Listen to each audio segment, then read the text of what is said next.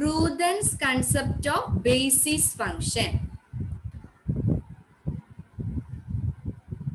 Ruthen's concept of basis function.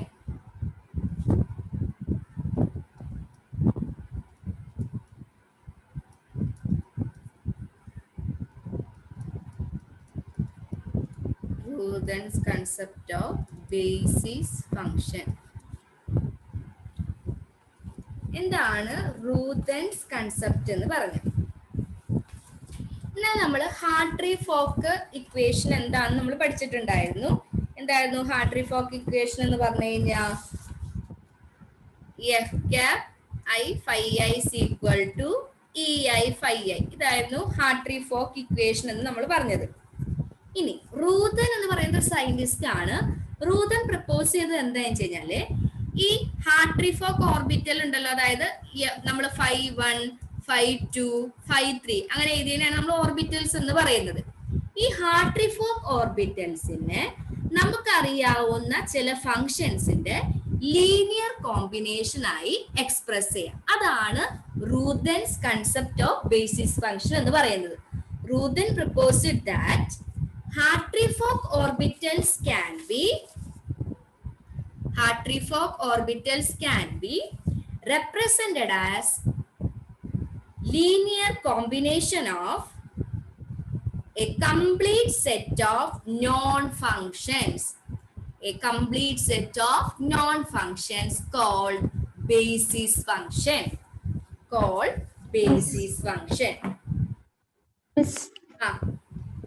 ഒന്നുകൂടി പറയോ? Ruthen proposed that Hartree-Fock orbitals can be represented as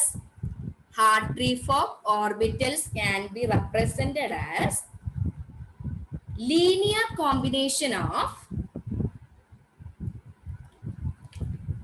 a complete set of non-functions. ആ non ഫങ്ഷൻസിനെ പറയുന്ന പേരാണ് called basis function.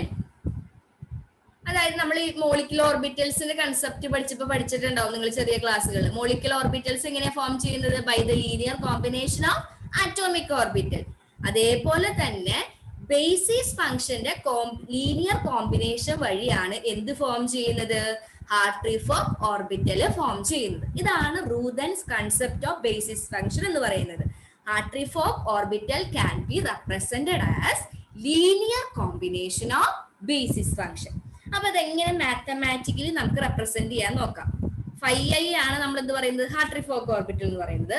which can be represented as sigma s equal to 1 to b CSI chi s.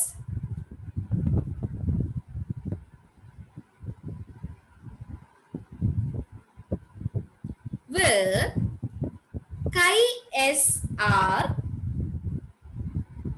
some complete set of functions. Equation number 1 എന്ന് കൊടുത്തോളൂ കേട്ടോ.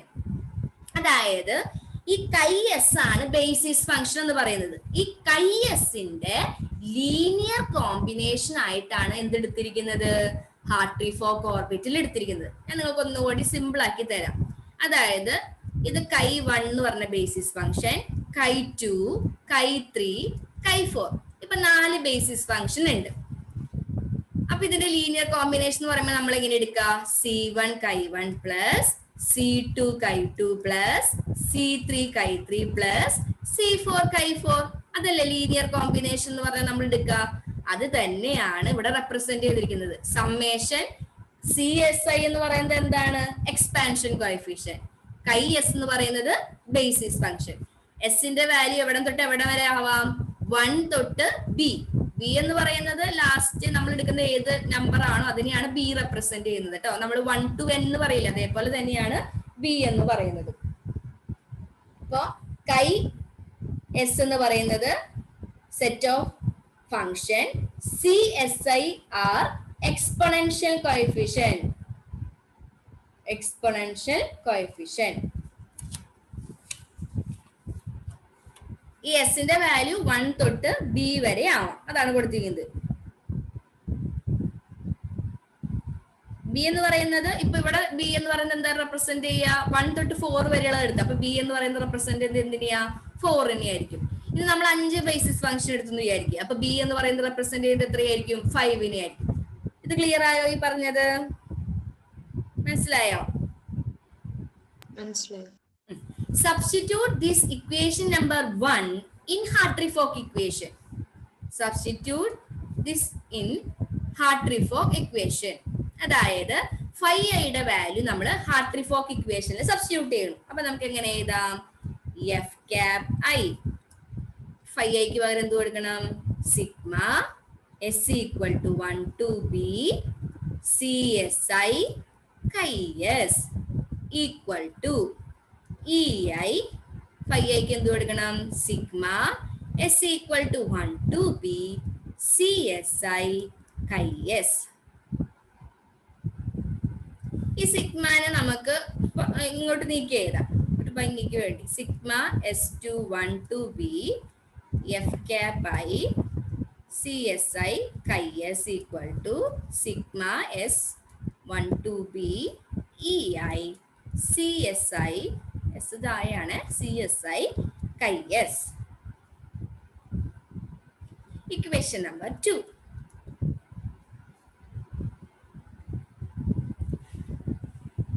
Multiply this equation.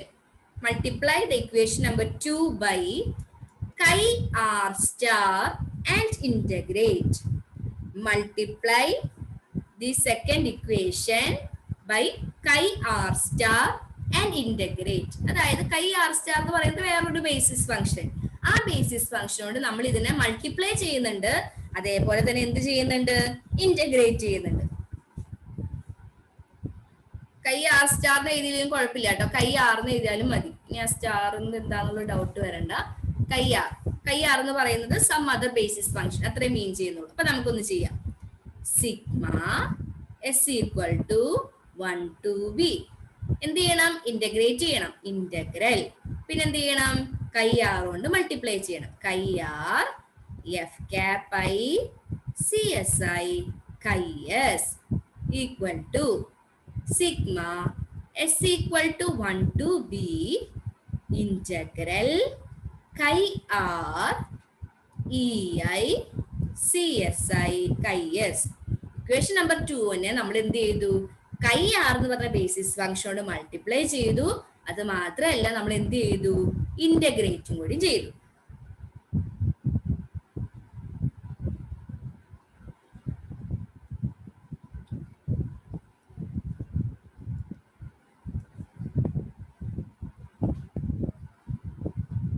ഈ step വരെ മനസ്സിലായ എല്ലാവർക്കും?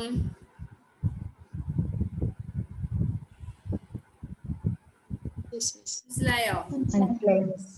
അതിന് ഇക്വേഷൻ നമ്പർ 3 എന്ന് കൊടുക്കാം. Equation number 3. Equation 3 can be represented as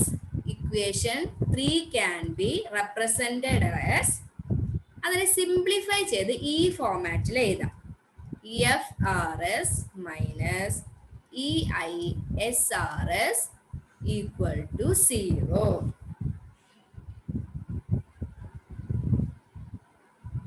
Where FRS equal to chi r F cap chi s.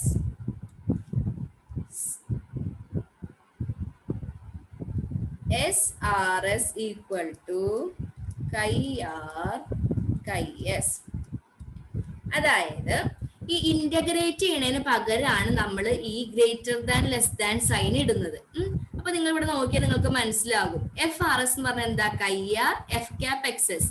അത് തന്നെയല്ലേ ഇവിടെ കൊടുത്തിരിക്കുന്നത്. Chi R F cap X S C S I എന്നുള്ളത് പുറത്തെടുത്ത് എഴുതിയിട്ടുണ്ട്. ഇനി എസ് ആർ എസ് എന്ന് പറഞ്ഞാൽ എന്താ? കൈ ആർ കൈ എസ്. കൈ ആർ കൈ എസ്. ബാക്കി E I C S I എന്ന് പറയുന്നത് ഇവിടെ വന്നിട്ടുണ്ട്.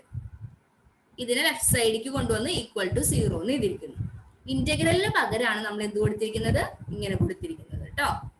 അത് ഞാൻ നിങ്ങൾക്ക് ഒന്ന് സിംപ്ലിഫൈ ചെയ്ത് കാണിച്ചു തരാം. അതായത് ഇന്റഗ്രൽ കൈ ആർ കൈ എസ് എന്ന് പറഞ്ഞാൽ നമ്മൾ അതിനെ റെപ്രസെന്റ് ചെയ്ത് ഇങ്ങനെയായിരിക്കും. Integral chi_r per chi_s. അതാണ് ഇവിടെ യൂസ് ചെയ്തിരിക്കുന്നത്. ക്ലിയർ ആയോ പറഞ്ഞത്? Clear. Where r can values 1, 2, etc. b. b വരെയാണ് നമ്മൾ എടുക്കുന്നത്, അതുകൊണ്ടാണ് അങ്ങനെ കൊടുത്തിരിക്കുന്നത്. Where r can be values 1, 2, etc. b. ഇതിന് ഇക്വേഷൻ നമ്പർ 4 എന്ന് കൊടുക്കാം. Equation number 4.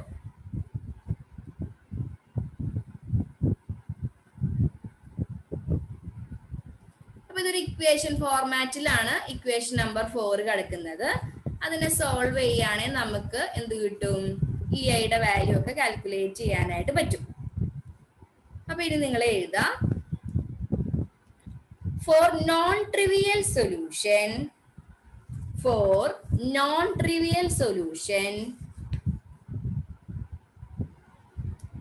FRS minus EISRS equal to 0.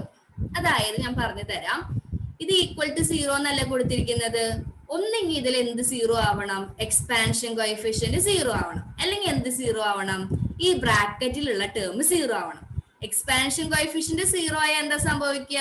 നമുക്കറിയാം എക്സ്പാൻഷൻ കോഎഫിഷ്യന്റ് എന്ന് പറഞ്ഞാൽ ഇങ്ങനെയാ, C1 chi1 plus C2 chi2 plus. അങ്ങനെയാണ് നമ്മൾ ലീനിയർ കോമ്പിനേഷൻ എഴുതുക. അപ്പൊ ഈ എക്സ്പാൻഷൻ കോഎഫിഷ്യന്റ് 0 ആയാൽ എന്താ? ഈ ബേസിസ് ഫംഗ്ഷൻ എന്ന് പറയുന്നത് എന്ത് ചെയ്യില്ല? എക്സിസ്റ്റ് ചെയ്യില്ല. അപ്പൊ ഏത് ടേം ആയിരിക്കും 0 ആവാ? ഈ ബ്രാക്കറ്റിലുള്ള ടേം ആണ് 0 ആവുക. അതാണ് നമ്മൾ പറഞ്ഞത്, for non trivial solution we must have FRS minus EISRS equal to 0.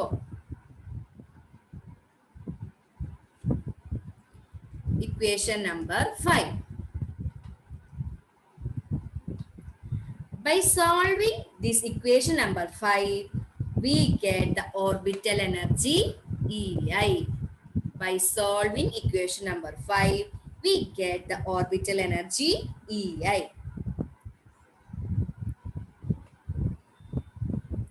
Equation number 4 is known as Hartree-Fock-Ruthen equation. Hartree-Fock-Ruthen equation. അപ്പൊ ഇതാണ് റൂതൻസ് കൺസെപ്റ്റ് ഓഫ് ബേസിസ് ഫംഗ്ഷൻ എന്ന് പറയുന്നത്. എന്താ റൂതൻസ് കൺസെപ്റ്റ് പറയുന്നത്? The Hartree-Fock orbital can be represented as a linear combination of non-basis function. അപ്പൊ അങ്ങനെ linear കോമ്പിനേഷനിൽ എഴുതി നമ്മളത് Hartree-Fock ഇക്വേഷനിൽ സബ്സ്റ്റിറ്റ്യൂട്ട് ചെയ്തു. അതിനുശേഷം നമ്മൾ എന്ത് ചെയ്തു? chi_r കൊണ്ട് മൾട്ടിപ്ലൈ ചെയ്യും, ഇന്റഗ്രേറ്റ് ചെയ്യുകയും ചെയ്തു. അങ്ങനെ ഇക്വേഷൻ 4ന്റെ ഒരു സിമ്പിൾ ഫോർമാറ്റിലോട്ട് നമ്മൾ അതിനെ മാറ്റി. ഇനി ഒന്നെങ്കിൽ അതിൽ CSI ഈക്വൽ ടു 0 ആയിരിക്കും, അല്ലെങ്കിൽ ആ ബ്രാക്കറ്റിലെ ടേം ഈക്വൽ ടു 0 ആയിരിക്കും. ഒരിക്കലും എക്സ്പാൻഷൻ കോഎഫിഷ്യന്റ് 0 ആവില്ല. അങ്ങനെയാണെങ്കിൽ പിന്നെന്താ? ആ Hartree-Fock ഇക്വേഷൻ എന്ന് പറയുന്നത് എക്സിസ്റ്റ് ചെയ്യില്ല. അതുകൊണ്ട് ബ്രാക്കറ്റിലെ ടേം ആണ് 0 ആവുന്നത്. ആ ഇക്വേഷനെ സോൾവ് ചെയ്ത് നമുക്ക് എന്ത് കിട്ടും? ഓർബിറ്റൽ എനർജി കാൽക്കുലേറ്റ് ചെയ്യാൻ പറ്റും. ഇനി ഏതിനെയാണ് Hartree-Fock-Ruthen ഇക്വേഷൻ എന്ന് പറയുന്നത്? Equation number 4 is known as Hartree-Fock-Ruthen equation. Clear ആയോ പറഞ്ഞത്? Clear. ഇനി അടുത്ത നമുക്ക് ലാസ്റ്റ് ടോപ്പിക് ആണ് ഈ മൊഡ്യൂളില്, STO and GTO. STO and GTO. എന്താണ് STO GTO എന്ന് പറഞ്ഞു കഴിഞ്ഞാൽ? STO എന്ന് പറഞ്ഞാൽ Slater type orbital. Slater type orbitals. GTO എന്ന് പറഞ്ഞാൽ Gaussian type orbitals. Gaussian type orbitals. ഇതാണ് STO and GTO. മിക്കവാറും എല്ലാ പേപ്പറിലും കാണുന്ന ഒരു ക്വസ്റ്റ്യൻ ആണ് differentiate between STO and GTO എന്നുള്ളത് കേട്ടോ. അപ്പൊ സിമ്പിൾ ആയിട്ട് ഞാനൊന്ന് പറഞ്ഞു തരാം, അതിനുശേഷം ഞാൻ നോട്ട് പറഞ്ഞു തരാം. ആദ്യം നിങ്ങൾ ഒന്ന് മനസ്സിലാക്കി വയ്ക്കാം. അതായത് റൂതൻസ് കൺസെപ്റ്റിൽ നമ്മൾ പറഞ്ഞു, ചില ബേസിസ് ഫംഗ്ഷന്റെ ലീനിയർ കോമ്പിനേഷൻ ആണ് നമ്മൾ എന്തെടുക്കുന്നത്? Hartree-Fock ഓർബിറ്റൽ ആയിട്ട് എടുക്കുന്നത്. അപ്പൊ അങ്ങനെ എടുക്കുന്ന ചില ബേസിസ് ഫംഗ്ഷൻ ആണ് ഈ STOയും GTO എന്ന് പറയുന്നത്. ഞാൻ ഒന്നും കൂടി പറയാം. അതായത് നമ്മൾ ഫൈ ഐ എന്ന് പറയുന്നത് എന്തായിട്ട് എടുത്തു? Sigma C S I chi S ഇങ്ങനെ എടുത്തു അല്ലെ. അതിൽ ഈ കൈ എസ് ഉണ്ടല്ലോ, കൈ എസ് എന്ന് പറഞ്ഞാൽ എന്താ? Basis function. അങ്ങനെ നോൺ ആയിട്ടുള്ള ചില ബേസിസ് ഫംഗ്ഷന് എക്സാമ്പിൾ ആണ് എന്ത്? എസ് ടി ഒയും ജി ടി ഒയും എന്ന് പറയുന്നത്. നോട്ട് ഞാൻ പിന്നീട് പറഞ്ഞു തരാം. ഇനി നമ്മൾ ഏറ്റവും അവസാനം സോൾവ് ചെയ്ത സ്ക്രോഡിഞ്ചർ ഇക്വേഷൻ എക്സാക്ട്ലി ആയിട്ട് സോൾവ് ചെയ്യാൻ പറ്റുന്ന ഒരു സിസ്റ്റം ആയിരുന്നു ഏത്? Hydrogen like atoms. അപ്പൊ അവിടുത്തെ ബേസിസ് ഫംഗ്ഷൻ എന്ന് പറയുന്നത് ഹൈഡ്രജൻ ഓർബിറ്റൽ ആണ് അവിടെ നമ്മൾ ബേസിസ് ഫംഗ്ഷൻ ആയിട്ട് എടുക്കുന്നത്. ഇനി ഈ ഹൈഡ്രജൻ ഓർബിറ്റലുമായിട്ട് കമ്പയർ ചെയ്യുമ്പോൾ നമുക്കൊരു ഗ്രാഫ് പ്ലോട്ട് ചെയ്യുകയാണെങ്കിൽ ഗ്രാഫിൽ വൈ ആക്സിസ് കാണിക്കുന്നത് ആംപ്ലിറ്റ്യൂഡ്, എക്സ് ആക്സിസ് കാണിക്കുന്നത് ഡിസ്റ്റൻസ് ആണെന്ന് വിചാരിക്കാം. ഒരു ഹൈഡ്രജൻ ഓർബിറ്റലിന്റെ പിക്ചർ നമ്മൾ എടുക്കുകയാണെങ്കിൽ നമുക്ക് കിട്ടുന്ന ഡയഗ്രം എന്ന് പറയുന്നത് ഇങ്ങനെ ഒരു ഡയഗ്രം ആണ് നമുക്ക് ഹൈഡ്രജൻ ഓർബിറ്റലിന്റെ കേസിൽ കിട്ടുന്നത്. അതേസമയം നമ്മൾ എടുക്കുന്നത് ഒരു സ്ലേറ്റർ ടൈപ്പ് ഓർബിറ്റൽ ആണെങ്കിൽ നമുക്ക് കിട്ടുന്നത് ഏകദേശം ഇതിനോട് മാച്ച് ചെയ്ത് പോകും. അങ്ങനെയുള്ളൊരു ഡയഗ്രം ആണ് എസ് ടി ഒയുടെ കേസിൽ നമുക്ക് കിട്ടാം. നിങ്ങൾക്ക് മനസ്സിലാവുന്നില്ലെങ്കിൽ പറയാം കേട്ടോ, ഞാൻ കുറച്ചും കൂടി എക്സ്പ്ലെയിൻ ചെയ്ത് നോട്ട് തരുമ്പോൾ പറയാം. ഇതാണ് എസ് ടി ഒക്ക് കറസ്പോണ്ടിങ് ആയിട്ട് നമുക്ക് കിട്ടുന്ന ഗ്രാഫ് എന്ന് പറയുന്നത്. അതേസമയം ജി ടി ഒ ആണ് നമ്മൾ കൺസിഡർ ചെയ്യുന്നത്. ജി ടി ഒക്ക് കിട്ടുന്ന ഗ്രാഫ് എന്ന് പറയുന്നത് ഇതേപോലെയുള്ള ഒരു ഗ്രാഫ് ആയിരിക്കും ജി ടി ഒന്റെ കേസിൽ നമുക്ക് കിട്ടുന്നത്. അപ്പോൾ നമ്മൾ ഈ 3 ഓർബിറ്റൽസ് തമ്മിലുള്ള കമ്പാരിസൺ ആണ് ഇവിടെ ചെയ്യുന്നത്. ഹൈഡ്രജൻ ടൈപ്പ് ഓർബിറ്റൽ എടുക്കുകയാണെങ്കിൽ ഇവിടെ ഒരു കസ്പ് പോലെയാണ് വരുന്നത്. ഹൈഡ്രജൻ ടൈപ്പ് ഓർബിറ്റലിനാണ് ആ ബ്ലാക്കിൽ കാണിച്ചിരിക്കുന്നത്. റെഡ് ആണ് എസ് ടി ഒ, ഈ ഗ്രീൻ ആണ് എന്തെന്ന് പറയുന്നത്? ജി ടി ഒ എന്ന് പറയുന്നത് കേട്ടോ. ഇനി ഈ ഡിസ്റ്റൻസ് ഇൻക്രീസ് ചെയ്യുന്തോറും നമ്മൾ ഹൈഡ്രജന്റെ എടുക്കാന്ന് വിചാരിക്കും. ഹൈഡ്രജൻ എടുക്കുകയാണെങ്കിൽ നമുക്ക് ഇങ്ങനെ ഒരു ഗ്രാഫ് കിട്ടും. ഡിസ്റ്റൻസ് ഇൻക്രീസ് ചെയ്യുന്തോറും ഇങ്ങനെയാണ് വരിക. ഇനി ജി ടി ഒയുടെ എടുക്കുകയാണെങ്കിലും ഏകദേശം അതിനോട് മാച്ച് ചെയ്ത് ഇങ്ങനെ തന്നെ പോകും. പക്ഷേ എസ് ടി ഒ ആണ് കേട്ടോ റെഡ്. ജി ടി ഒ എടുക്കുകയാണെങ്കിൽ നമുക്ക് കാണാനായിട്ട് കഴിയുന്നത് ഡിസ്റ്റൻസ് ഇൻക്രീസ് ചെയ്യുന്തോറും ജി ടി ഒ എന്ന് പറയുന്നത് ഡിമിനിഷ് ചെയ്യുന്നത് നമുക്ക് കാണാനായിട്ട് പറ്റും. ഡിസ്റ്റൻസ് ആംപ്ലിറ്റ്യൂഡ് ഗ്രാഫ് തന്നെയാണ് ഇത്. ഇതിൽ ഹയർ ആംപ്ലിറ്റ്യൂഡിന്റെ അവിടുത്തെ റീജിയൻ ആണ് നമ്മൾ ഇത് പറഞ്ഞത്. ഇവിടെ ഹൈഡ്രജൻ ഓർബിറ്റലിനോട് സിമിലർ ആയിട്ട് തന്നെയാണ് സ്ലേറ്റഡ് ടൈപ്പ് ഓർബിറ്റലിന് കിട്ടുന്നത്. അതേസമയം ജി ടി എടുക്കുമ്പോൾ വളരെ താഴ്ന്നാണ്, അതായത് ഹൈഡ്രജൻ ഓർബിറ്റലുമായിട്ട് എന്ത് ചെയ്യുന്നില്ല? ജി ടി ഓർബിറ്റൽ എന്ന് പറയുന്നത് മാച്ച് ചെയ്യുന്നില്ല. ഇനി ഈ ഗ്രാഫ് തന്നെ ഈ ഒരു ഡയഗ്രം, ഈ ഒരു പോർഷൻ ഉണ്ടല്ലോ, ഈ റൈറ്റ് സൈഡിലെ പോർഷൻ, അത് മാത്രമാണ് ഇവിടെ വരച്ചിരിക്കുന്നത്. അങ്ങനെ വരയ്ക്കുമ്പോൾ ഹൈഡ്രജൻ ഓർബിറ്റലുമായിട്ട് മാച്ച് ചെയ്തിട്ടാണ് എസ് ടി ഒ പോകുന്നത്. പക്ഷെ ജി ടി ഒയിൽ നമ്മൾ കാണുന്നത് എന്താ? ഡിസ്റ്റൻസ് ഇൻക്രീസ് ചെയ്യുന്തോറും ജി ടി ഒ ഓർബിറ്റലിൽ ഇതെന്ന് പറയുന്നത് എന്ത് ചെയ്യുന്നുണ്ട്? ഡിമിനിഷ് ചെയ്യുന്നുണ്ട്. അപ്പൊ സാധാരണ നമ്മളോട് ചോദിക്കാറുള്ളത് എസ് ടി ഒയും ജി ടി ഒയും തമ്മിലുള്ള കമ്പാരിസൺ ആണ്. ഒന്നും കൂടി ഞാൻ പറയാം. നമ്മൾ റൂദൻസ് കൺസെപ്റ്റ് പറയുന്നതിലെ ബേസിസ് ഫംഗ്ഷൻ ആണ് ഈ ഹൈഡ്രജൻ ഓർബിറ്റൽ അല്ലെങ്കിൽ S T O G T O എന്ന് പറയുന്നത്. ഇനി ഹൈഡ്രജൻ ഓർബിറ്റലുമായിട്ട് കമ്പയർ ചെയ്യുമ്പോൾ ഹൈഡ്രജനുമായിട്ട് വളരെയധികം മാച്ച് ചെയ്തിട്ടാണ് എസ് ടി ഒ ഓർബിറ്റൽ പോകുന്നത്. പക്ഷെ അതിനേക്കാളും വളരെ താഴ്ന്നിട്ടാണ് നമ്മൾ നോക്കുമ്പോൾ എന്ത് നിൽക്കുന്നത്? ജി ടി ഒയുടെ ആംപ്ലിറ്റ്യൂഡ് നിൽക്കുന്നത് നമുക്ക് കാണാനായിട്ട് പറ്റും. ഇനി ഇതിൽ ഈ ഒരു സൈഡ് ഉണ്ടല്ലോ, ആ സൈഡ് മാത്രമാണ് ഇവിടെ പ്ലോട്ട് ചെയ്തിരിക്കുന്നത്. അങ്ങനെ പ്ലോട്ട് ചെയ്യുമ്പോൾ എന്താ കാണുന്നത്? ഹൈഡ്രജൻ ഓർബിറ്റലുമായിട്ട് സിമിലർ ആയിട്ട് തന്നെയാണ് എസ് ടി ഒ പോകുന്നത്. പക്ഷെ ഗ്രീൻ കാണിച്ചിരിക്കുന്നത് കണ്ടോ? ജി ടി ഒ എന്താ? ഡിസ്റ്റൻസ് ഇൻക്രീസ് ചെയ്യുന്നതോറും ജി ടി ഒ ഫംഗ്ഷൻ എന്ന് പറയുന്നത് എന്ത് ചെയ്യുന്നുണ്ട്? ഡിമിനിഷ് ചെയ്യുന്നുണ്ട്. ഇത്രയും കാര്യങ്ങൾ മനസ്സിലായോ? മനസ്സിലായി മിസ്. നിങ്ങളെ നോട്ട് ചെയ്ത്, അതായത് എങ്ങനെ നമുക്ക് ആദ്യം നമ്മൾ ചെയ്യാൻ പോകുന്ന കമ്പാരിസൺ എന്ന് പറയുന്നത് എസ് ടി ഒനും ജി ടി ഒനും എങ്ങനെ നമുക്ക് റെപ്രസെന്റ് ചെയ്യാം, അതാണ് ഫസ്റ്റ് നമ്മൾ ചെയ്യാനായിട്ട് പോകുന്നത്. അപ്പൊ ഹെഡിങ് എഴുതാ slated type orbital. Slated type orbital. The slated type orbital can be represented as phi equal to 2 sigma 1 by A0, 2 sigma 1 by A0 raised to n plus half by 2n factorial raised to 1 by 2 r raised to n minus 1 e raised to minus sigma 1 r by a0 ylm theta phi. ഇങ്ങനെയാണ് ഒരു slated type ഓർബിറ്റലിന്റെ ഫംഗ്ഷനെ നമ്മൾ represent ചെയ്യുന്നത്. 2 sigma 1 by a0 raised to n plus half by 2n factorial raised to 1 by 2 r raised to n minus 1 e raised to minus sigma 1 r by a0 ylm theta phi, where n L m are principal, azimuthal and magnetic quantum numbers. N, L, m are principal, azimuthal and magnetic quantum numbers. R theta phi നമുക്കറിയാം. R theta phi എന്ന് പറയുന്നത് spherical polar coordinate.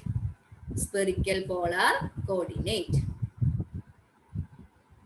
Then sigma 1 is the effective nuclear charge. Sigma 1 is the effective nuclear charge. ഇനി നമുക്ക് compare ചെയ്യാനുള്ളത് ഇതിന്റെ അഡ്വാൻറ്റേജും ഡിസ്അഡ്വാൻറ്റേജും എന്താണ്. അപ്പൊ അത് ചെയ്താ advantage of STO. The advantage of STO. എന്താ അഡ്വാൻറ്റേജ് എന്ന് പറയുന്നത്? ഈ ഹൈഡ്രജൻ ഓർബിറ്റലുമായിട്ട് വളരെയധികം ക്ലോസ് ആയിട്ടാണ് എന്ത് വന്നിരിക്കുന്നത്, GTOടെ വന്നിരിക്കുന്നത്. നമുക്ക് എക്സാക്ട്ലി സോൾവ് ചെയ്യാൻ പറ്റുന്ന ഒരെണ്ണേ ഉള്ളത് ഏതാ, ഹൈഡ്രജനാ. ആ ഹൈഡ്രജനുമായിട്ട് എന്ത് വന്നിട്ടുണ്ട്, വളരെയധികം ക്ലോസ് ആയിട്ട് STOടെ ഫംഗ്ഷൻ വന്നിട്ടുണ്ട്. അതാണ് അവിടുത്തെ അഡ്വാൻറ്റേജ് എന്ന് പറയുന്നത്. ഏതാ the exponential dependence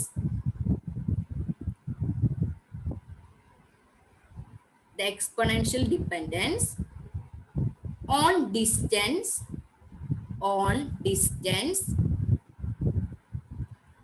from the nucleus is very close to exact hydrogen orbital. അതാണ് അതിന്റെ അഡ്വാൻറ്റേജ് എന്ന് പറയുന്നത്. The exponential dependence on distance from the nucleus is very close to exact hydrogen orbital. Next one, the disadvantage എന്ന് പറയുന്നത് രണ്ടിൽ കൂടുതൽ സെന്ററുകളുള്ള integrals നമുക്ക് analytically ആയിട്ട് STOയില് കാൽക്കുലേറ്റ് ചെയ്യാനായിട്ട് പറ്റില്ല. അതെന്താന്ന് GTO പറയുമ്പോൾ ഒന്നും കൂടി നിങ്ങൾക്ക് മനസ്സിലാവും. ഇപ്പൊ നിങ്ങൾ ഇത് എഴുതാം. 3 and 4 center integrals cannot be performed analytically. രണ്ടിൽ കൂടുതൽ ഇന്റഗ്രൽ ഉണ്ടെങ്കിൽ അനലിറ്റിക്കലി നമുക്കത് STOയുടെ കേസിൽ ഡിറ്റർമിൻ ചെയ്യാനായിട്ട് പറ്റില്ല. 3 and 4 center integrals cannot be performed analytically. ഇനി അടുത്തത് GTO അല്ലെങ്കിൽ ഗോസിയൻ ടൈപ്പ് ഓർബിറ്റൽ. ഫസ്റ്റ് എന്ത് ചെയ്യണം, അതിനെങ്ങനെ റെപ്രസെന്റ് ചെയ്യാന്ന് എഴുതണം. GTO can be expressed as phi is equal to n x raised to n y raised to l z raised to m e raised to minus alpha r square. N x raised to n y raised to l z raised to m e raised to minus alpha r square. XYZ എന്താ അവിടെ, Cartesian coordinate. N is the normalization constant.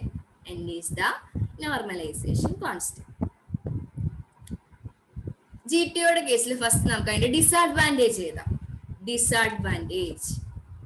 എന്താ disadvantage? എന്താ, hydrogen ഓർബിറ്റലുമായിട്ട് compare ചെയ്യുമ്പോൾ ഇവിടെ നോക്കിയേ, നമുക്ക് ഇവിടെ ഒരു കസ്പ് കിട്ടുന്നില്ല, വളരെയധികം താഴ്ന്നിട്ടാണ് നമുക്ക് ഈ ഗ്രാഫ് കിട്ടുന്നത്. പിന്നെ സെക്കൻഡ് ഡിസ്അഡ്വാൻറ്റേജ് എന്ന് പറയുന്നത് എന്താ, ഡിസ്റ്റൻസ് ഇൻക്രീസ് ചെയ്യും തോറും GTO എന്ന് പറയുന്നത് എന്ത് ചെയ്യുന്നുണ്ട്, ഡിമിനിഷ് ചെയ്യുന്നുണ്ട്. അപ്പൊ രണ്ട് ഡിസ്അഡ്വാൻറ്റേജ് ആണ് GTOക്ക് ഉള്ളത്. അപ്പൊ ഫസ്റ്റ് വൺ ഏതാ, behaviour near the nucleus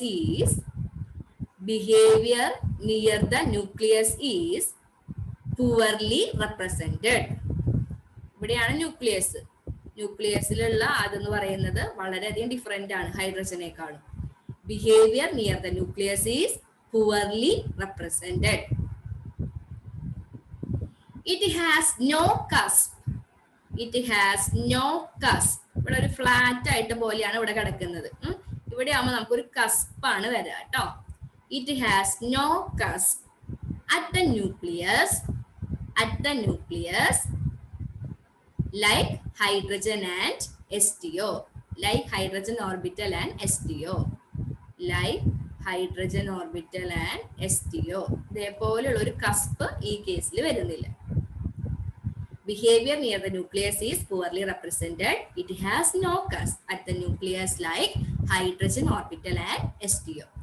Second disadvantage എന്താണ്? GTO diminish too rapidly with distance.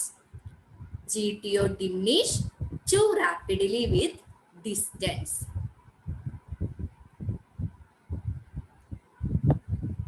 ഇനി ഇതിന്റെ അഡ്വാൻറ്റേജ് എന്താണെന്ന് വെച്ചാല് GTO have analytical integrals. ചില ഇന്റഗ്രൽ ഒന്നും നമുക്ക് കാൽക്കുലേറ്റ് ചെയ്യണം, അത് അനലിറ്റിക്കലി ഓൾറെഡി ഡിറ്റർമിൻ ചെയ്തിട്ടുണ്ടാവും. അപ്പൊ നമുക്ക് കാൽക്കുലേഷൻ കുറച്ചും കൂടി ഈസി ആയിരിക്കും. അതാണ് ഫസ്റ്റ് അഡ്വാൻറ്റേജ് എന്ന് പറയുന്നത്. GTO have analytical integrals.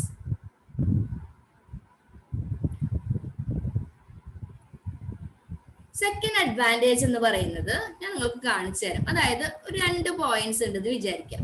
ഈ 2 പോയിന്റ്സിന്റെയും GTO നമ്മുടെ കയ്യിലുണ്ട്. ഇവിടെ 2 പോയിന്റ്സ് ഞാൻ ഇട്ടിട്ടുണ്ട്. ആ 2 പോയിന്റ്സിന് കറസ്പോണ്ടിങ് ആയിട്ടുള്ള ഒരു ഗോസിയൻ ഫംഗ്ഷൻ ഉണ്ട്. ഇനി ഈ 2 ഫംഗ്ഷനും നമ്മൾ എന്ത് ചെയ്യേണ്ട, സെപ്പറേറ്റ് കണ്ടുപിടിക്കേണ്ട. GTOയുടെ കേസിൽ ഇതിന്റെ സെന്ററിൽ ഒരു പോയിന്റ് നമ്മൾ എടുക്കുകയാണെങ്കിൽ ഇത് രണ്ടും കൂടി ചെയ്യുന്നതിന് കറസ്പോണ്ടിങ് ആയിട്ടുള്ള വാല്യൂ ഈ ഒരു സിംഗിൾ സെന്ററിൽ നിന്ന് നമുക്ക് ഡിറ്റർമിൻ ചെയ്യാനായിട്ട് പറ്റും. അത് GTOയുടെ ഒരു അഡ്വാൻറ്റേജ് ആണ്.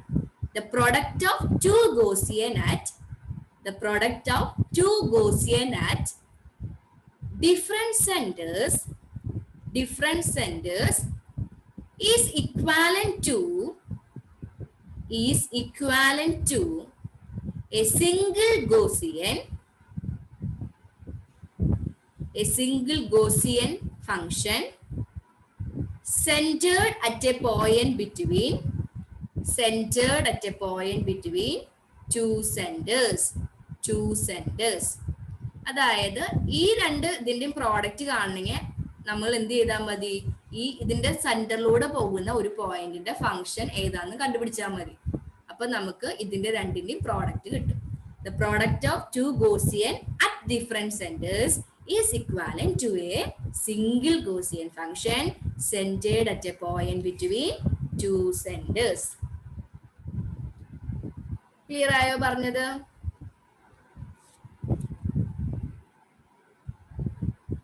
മനസ്സിലായോ? ഇനി ഈ പിക്ചർ ഒന്ന് വരച്ചെടുക്കാം കേട്ടോ നിങ്ങൾ. 2 ആംപ്ലിറ്റ്യൂഡ് ഡിസ്റ്റൻസ് തന്നെയാണ്. ഇവിടെ ഞാൻ ഈ പോർഷനിൽ ചെയ്തിരിക്കുന്നത് വെച്ചാൽ ഇതേ ഈ കസ്പ് കഴിഞ്ഞിട്ടുള്ള ഭാഗം മാത്രം ഒന്ന് എടുത്ത് കാണിച്ചിരിക്കുന്നു, ആ ഡിമിനിഷ് ചെയ്യുന്നത് മനസ്സിലാക്കാൻ കേട്ടോ. അത്രയേ ഉള്ളൂ. വരച്ച് കഴിയുമ്പോൾ പറഞ്ഞോളൂ കേട്ടോ.